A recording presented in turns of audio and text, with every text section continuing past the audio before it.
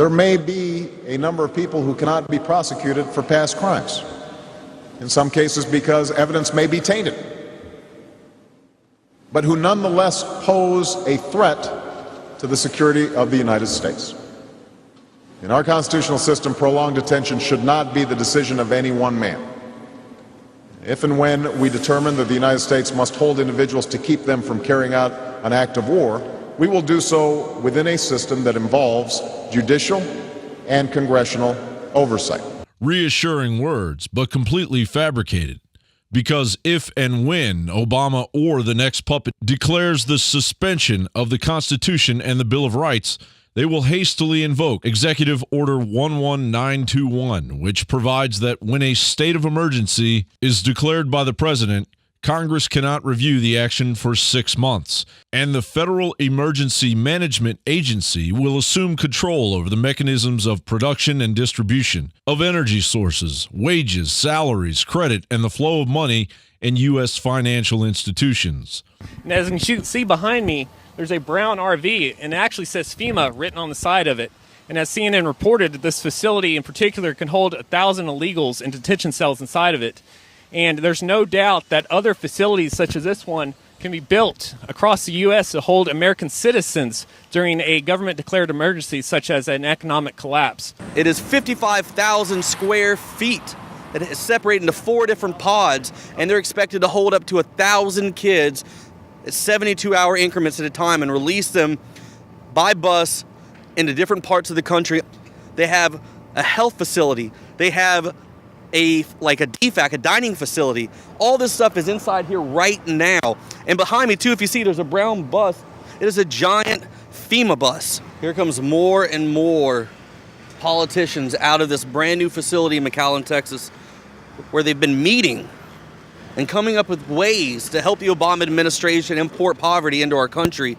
Meanwhile, Readiness Exercise 1984, or Rex 84 as it's known, the brainchild of Lieutenant Colonel Oliver North and the modus operandi of the Bush-Cheney administration, plays out. As the flow of more gang and cartel activities increase in the U.S., so does the possibility of our government seizing totalitarian control.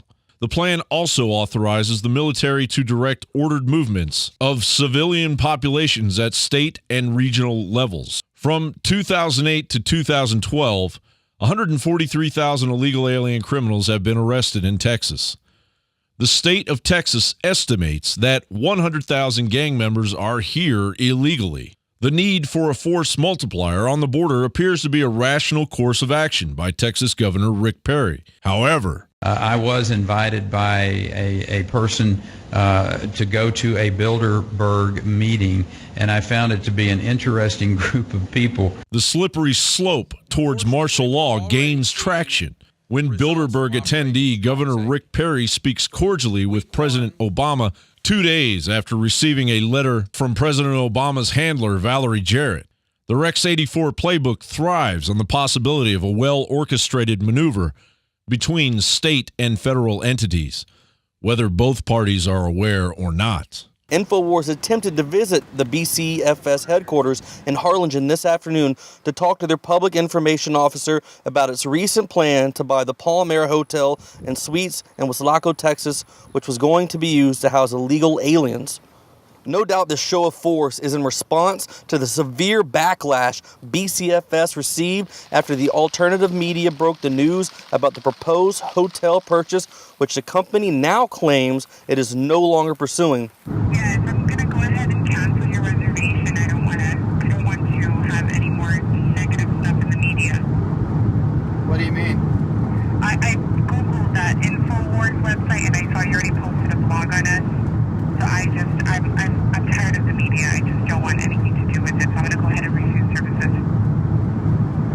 So you're canceling the reservation then? That is correct.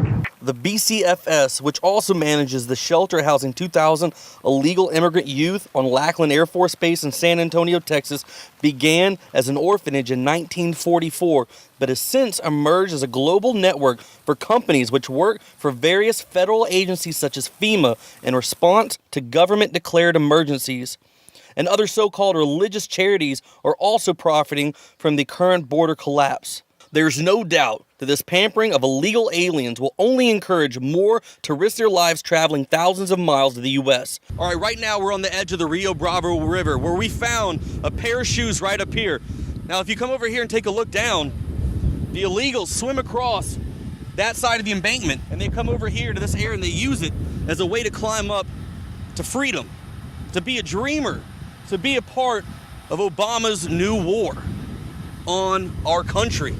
Now, if you come over this way right now, you can see the feet marks that come across where they try to run all the way into the fields and onto a main highway where they possibly get picked up by someone over here and then they ship them off to different parts unknown in the country. All right, I'm right here with Kit Daniels from InfoWars. He's one of our writers. Now tell me what it is that you've seen since we've been out here the past 24 hours. We've seen a lot of blankets, a lot of shoes, a lot of biohazardous material. This is a heavily crossed area for immigrants. Now, do you think this is one of the main spots, though? Like you said, you saw a blanket over there. They're more than likely smuggling things across over here and probably getting picked up by someone, don't you think? Absolutely. We've seen so many vehicles like SUVs driving out of this area. It's obvious that there's coyotes running through here and picking people up and trafficking them further into the United States if they don't even surrender to the Border Patrol. In which even if they do surrender to the Border Patrol, they're just going to get 3 hots in a cot. I'm Joe Biggs with Kit Daniels signing off for Infowars.com at the edge of the last bit of America still standing.